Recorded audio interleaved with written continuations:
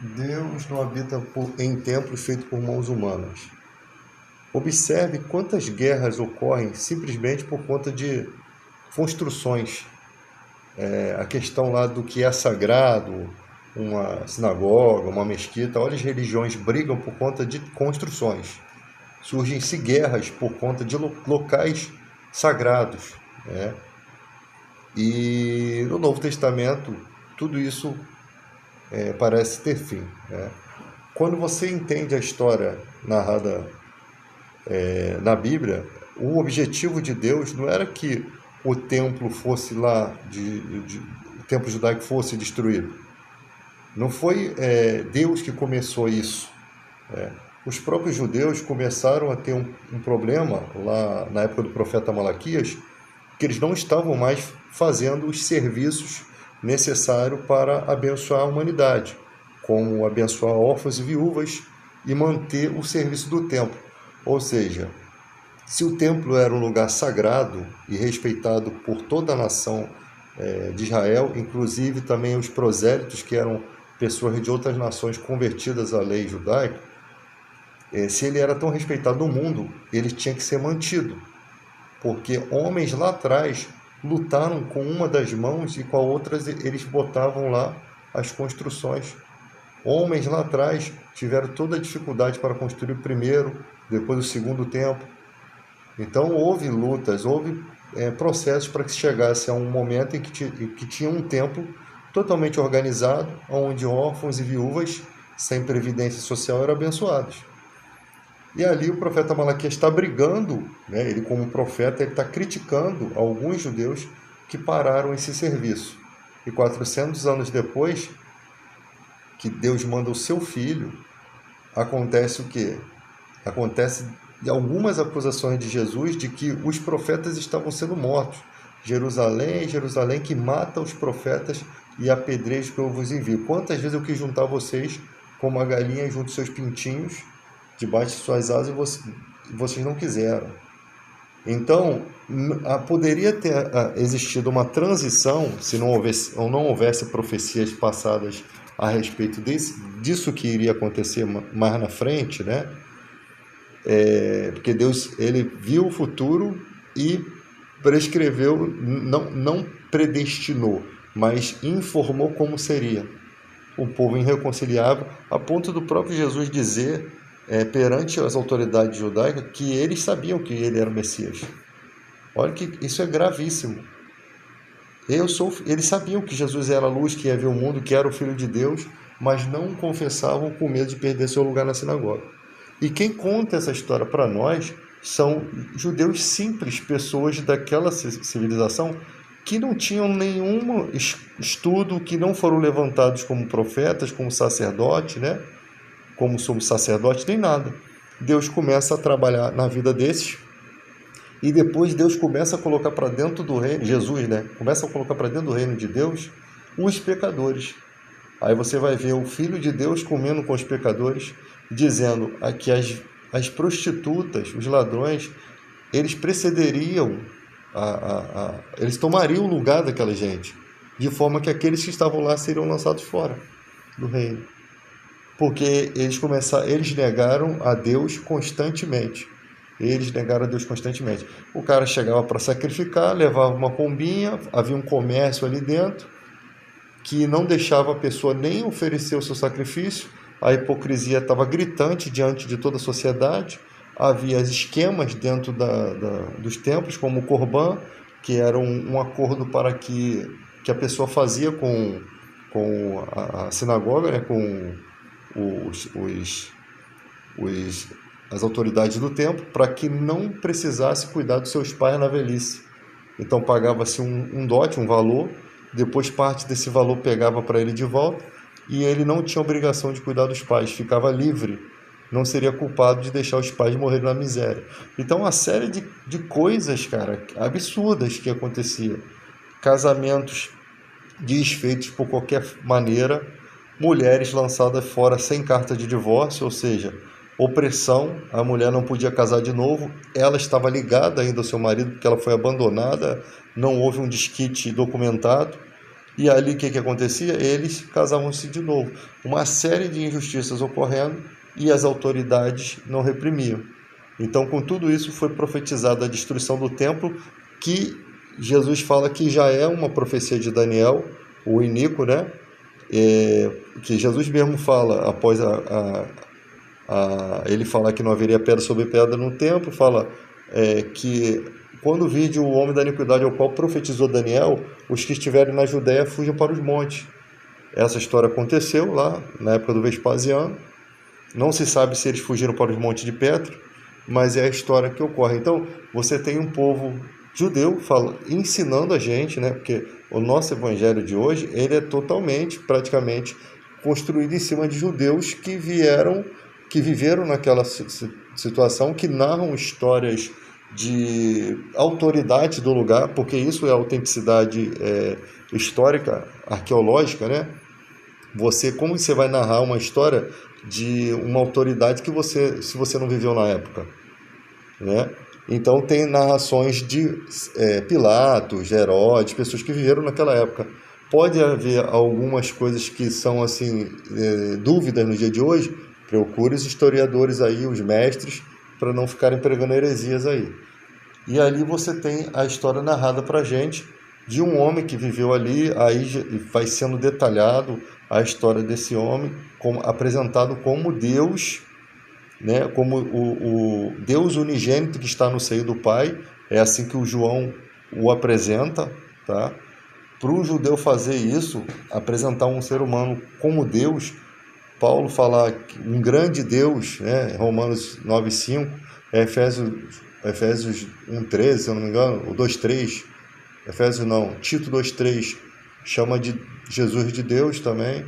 Então, para uma pessoa assim, como a cultura de Paulo, que era mesmo nascido como numa província romana, mas foi criado como judeu, ele dá uma declaração dessa, que Jesus é Deus, Filho, né? Como João sempre fala, que nele habita corporalmente toda a plenitude da divindade, né? Tudo foi feito por ele, para ele, quer trono, seja o que for, foi feito, tudo que foi feito com Jesus estando presente, tá? Aí o pessoal vai entrar na história que Jesus foi criado na eternidade, isso não me importa, não quero saber, eu só sei que ele é o Filho unigênito de Deus, é isso que importa. Foi ele que morreu na cruz, ele é Pai da eternidade, porque ele que é o autor da vida eterna para nós. Foi ele que morreu na cruz. O resto é só discussão boba, né? Então a gente tem que entender esses critérios.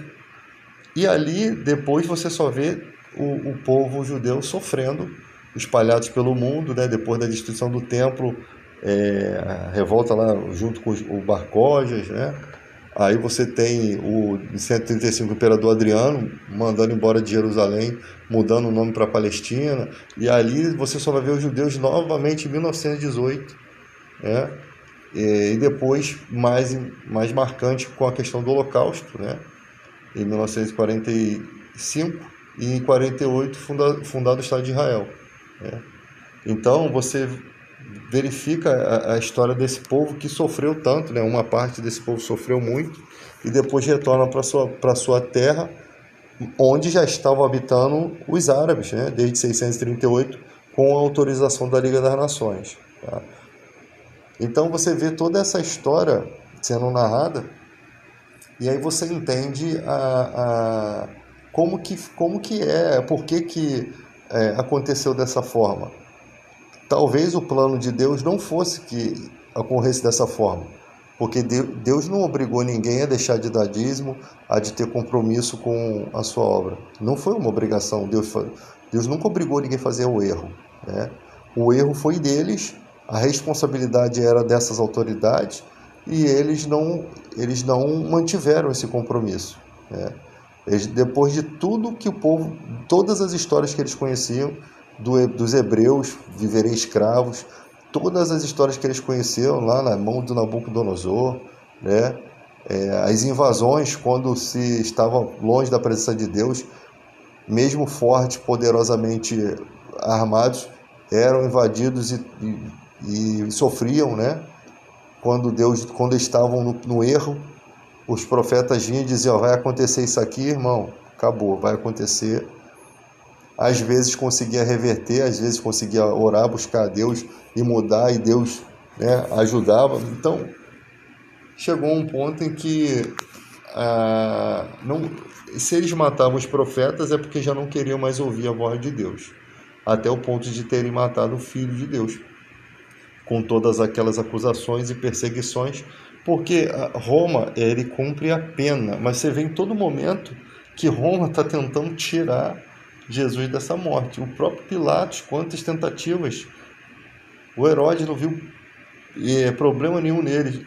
Os romanos o Pilatos teve que matar Jesus porque as autoridades judaicas, pelo fato de Jesus ser considerado como Deus, né, como filho de Deus, como uma blasfêmia, os fariseus usaram uma artimanha de falar que aquele título pertencia a César e quem tivesse a favor daquilo estaria contra César. Então colocaram Pilatos em maus lençóis, a ponto dele ter que lavar as mãos, dizendo, ele vai ser crucificado, mas não por minhas mãos. Entendeu? Eu vou crucificar o rei dos judeus? Ele ainda debocha, né? Então, colocaram ele contra a parede e Jesus, a mulher de Pilatos já tinha falado para ele não se meter na causa desse justo, porque ela tinha sonhado, se atribulado muito com aquele justo, que ela fala isso. E Pilatos, ele fala uma situação, ele fala assim, e Jesus fala para Pilatos assim, não, Pilatos fala, você não sabe que eu tenho autoridade para te soltar? Aí Jesus fala, nenhuma autoridade lhe foi dada se não viesse do alto. Então, todas essas narrativas você tem que estudar para você coletar as suas provas, para você entender o que está acontecendo ali naquela história. Porque tem muita coisa rolando ali na história e que às vezes a pessoa não tem o hábito de ler e perde esses detalhes. Então, ali mostra que Jesus estava consciente do que teria que acontecer, ele teria que morrer crucificado, não havia outra forma dele morrer sendo a questão sacrificial. Por quê? Porque havia uma lei dizendo que maldito era o que fosse pendurado no madeiro, e para fazer essa maldição por nós, a morte dele tinha que ser de cruz. Foi a única forma, porque é uma brecha na lei, né? Uma lei que foi usada para poder a maldição vir sobre Jesus, porque Jesus não tinha condição de se tornar maldito, porque ele era um ser totalmente puro. Então foi a única forma dele se fazer maldição por nós, devido a uma lei que existia, e ele foi crucificado injustamente, mas acaba cumprindo essa lei para que a maldição caísse sobre ele, e ele pudesse cumprir o propósito divino.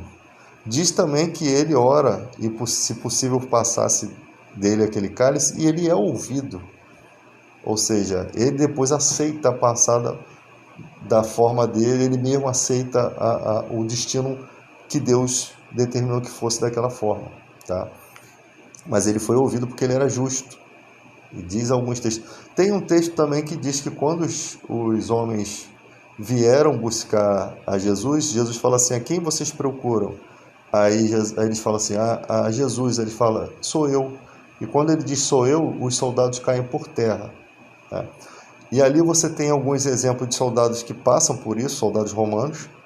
Depois você tem o Malco, que tem a orelha cortada lá por Pedro e Jesus cola.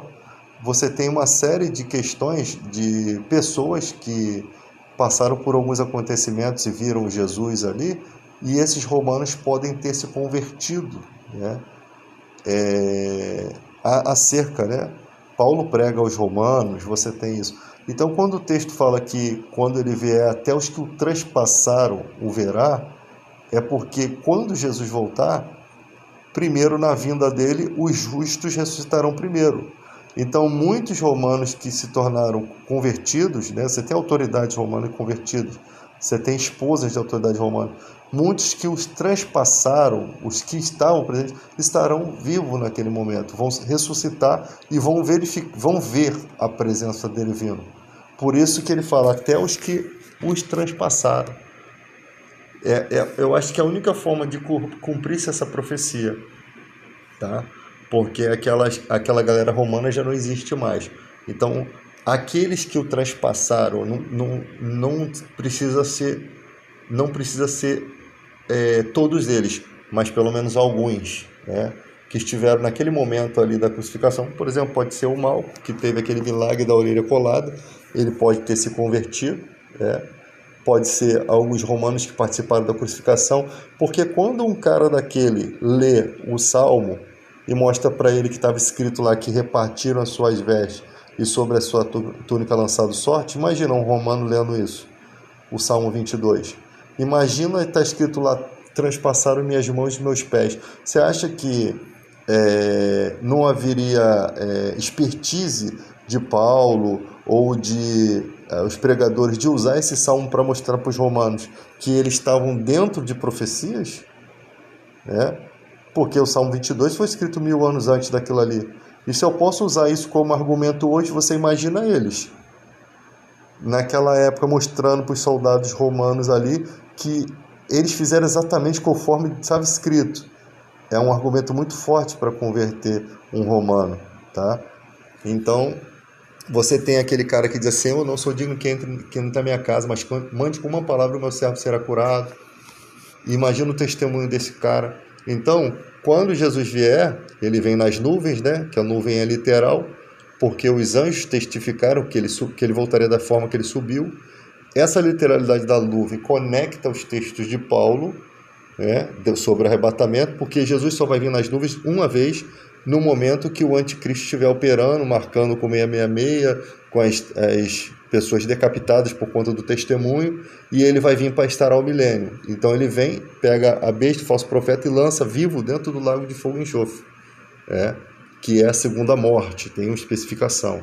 E ali é inaugurado o milênio. Esses decapitados reviverão, né? Ou seja, eles voltam a viver.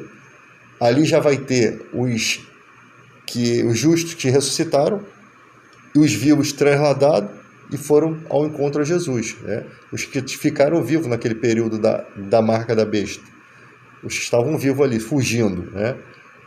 Os decapitados porque testemunharam foram decapitados, e os mortos no Senhor que morreram. Agora não sei se foram os mortos daquela época ou se são os mortos no Senhor de todas as épocas, tá? Que vão reinar 1000 anos com Cristo, onde Satanás será amarrado, a besta e o falso profeta já foram lançados vivos dentro do lago de fogo, e no final Satanás será liberto para tentar as nações. Ou seja, o sistema da besta, ele não vai matar quem está com a marca da besta, ele só vai perseguir os que não têm a marca. Então o texto é muito bem simplificado, não tem rodeio para se entender isso. Agora, questão de crença, você vai ver um monte de briga aí, de baboseira aí, mas é bem específico, o texto não é difícil de se entender.